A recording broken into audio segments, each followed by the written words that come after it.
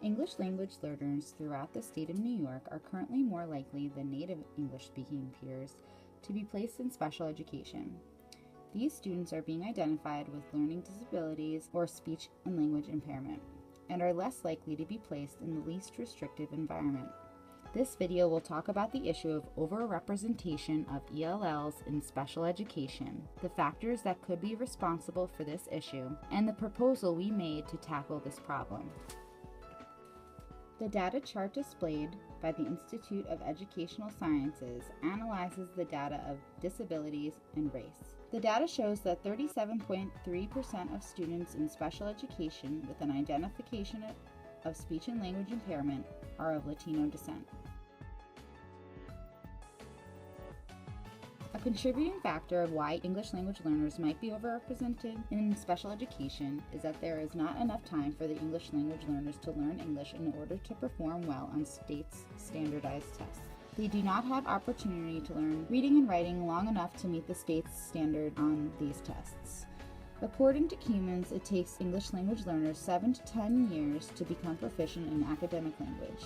Right now, English language learners should not be evaluated for at least 3 years in order to determine if they are struggling due to lack of acculturation or due to a learning disability. Another contributing factor of why English language learners might be overrepresented in special education is that mainstream teachers lack knowledge of second language acquisition. According to Collier, teachers are supposed to understand how their English language learners learn best and how much background knowledge a student has in their native language to help them in the classroom. At the same time, teachers should be aware of students' diversity based on their cultural backgrounds. Lacking understanding towards students' native language proficiency and cultural and linguistic differences, teachers are less likely to ascribe students' lower academic performance to a disability. This is the common misconception between difference and disability.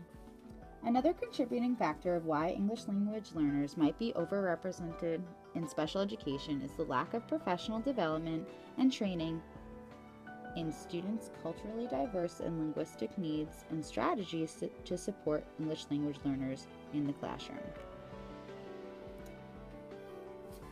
Based on the research, our proposal is to start a committee in the district that would help create a systematic plan to provide students with appropriate instructional accommodations and interventions in order for them to reach academic and linguistic achievement.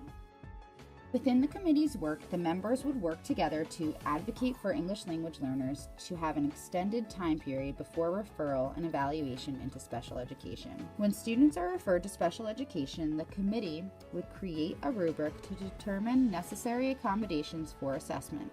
For example, bilingual evaluation, nonverbal evaluation with bilingual consideration, English assessment with culturally and linguistically diverse considerations, or an English assessment based on the number of years the student has resided in the United States and the number of years in ESL or bilingual program.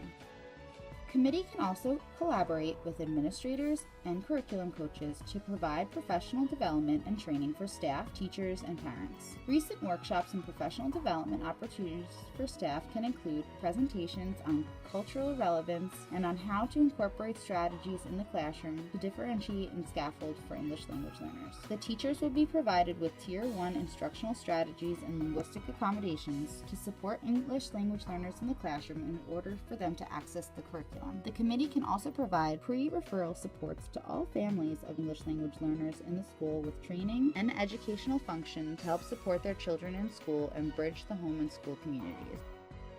Lastly, the committee can advocate for a grant in order to hire a bilingual literacy interventionist. This staff member would be bilingual, have a literacy and oral language background, and do Tier 2 and Tier 3 interventions before referral into special education.